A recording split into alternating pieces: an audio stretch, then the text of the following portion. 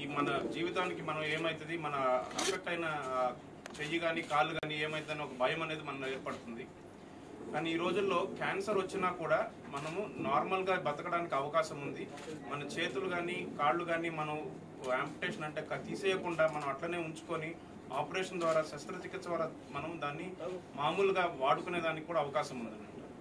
మొట్టమొదటిసారిగా ఆంధ్రప్రదేశ్లో total humorous replacement అంటే ఈ చెయ్యి ఎముకని పూర్తిగా తీసేసి మళ్ళీ ఆర్టిఫిషియల్ ఎముకతోటి అమర్చగలిగామన్నమాట. ఇది మొట్టమొదటిసారిగా ఆంధ్రప్రదేశ్లో జరిగింది.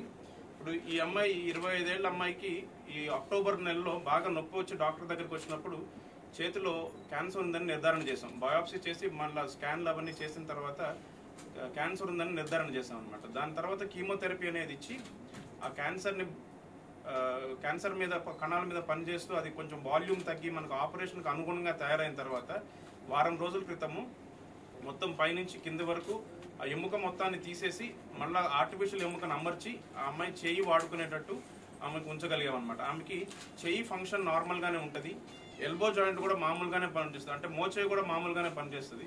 చెయ్యి పూర్తిగా పైకి లేదు కానీ తినడానికి కానీ రాయడానికి కానీ ఆమె దినచర్యకి మామూలుగా ఎట్లయితే వాడుకోగలదో అట్లంతా వాడుకునేదానికి అవకాశం ఉంటుంది అనమాట. ఈ ఆపరేషన్ సుమారుగా 2 లక్షలు ఖర్చు అవుతుంది.